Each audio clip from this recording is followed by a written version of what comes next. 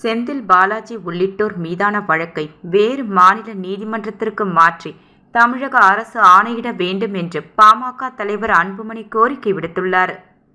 முன்னாள் அமைச்சர் செந்தில் பாலாஜி மீதான மோசடி வழக்கில் காப்பாற்றும் நோக்கத்துடன் பணம் கொடுத்து ஏமாந்த அப்பாவிகள் உள்ளிட்ட 2000 பேரை அந்த வழக்கில் குற்றம் சாட்டப்பட்டவர்களாக திமுக அரசு சேர்த்திருக்கிறது.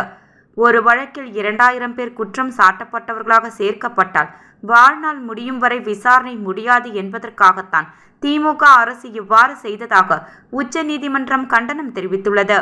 இதற்காக காவல்துறையை தமது கட்டுப்பாட்டில் வைத்திருக்கும் முதல்வர் ஸ்டாலின் தலைகுனிய வேண்டும்.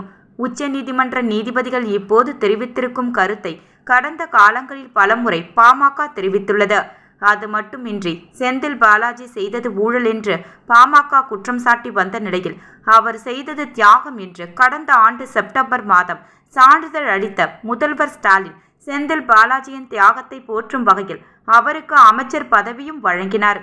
இதற்கும் பாமக கண்டனம் தெரிவித்திருந்த நிலையில் செந்தில் பாலாஜி அமைச்சர் பதவியிலிருந்து நீக்கப்படுவதையும் உச்சநீதிமன்றம் உறுதி செய்தது. ஒரு மக்கள் நல அரசு மக்களுக்கு ஆதரவாகத்தான் செயல்பட வேண்டும். ஆனால் மக்களின் நலன்களை பலி கொடுத்து செந்தில் பாலாஜியை பாதுகாக்க முதல்வர் ஸ்டாலின் முயல்கிறார். இதற்கு நீதிமன்றமே கண்டனம் தெரிவித்திருக்கும் நிலையில் தமது நீதி தவறிய செயலுக்காக தமிழக மக்களிடம் அவர் மன்னிப்பு கேட்க வேண்டும். அது மட்டுமின்றி செந்தில் பாலாஜி மீதான மோசடி வழக்கிலிருந்து அவரிடம் பணம் கொடுத்து ஏமாந்தவர்களை நீக்கிவிட்டு செந்தில் பாலாஜி உள்ளிட்டோர் மீதான வழக்கை வேறு மாநில நீதிமன்றத்திற்கு மாற்றி தமிழக அரசு ஆணையிட வேண்டும். இவ்வாறு அன்புமணி கூறியுள்ளார்.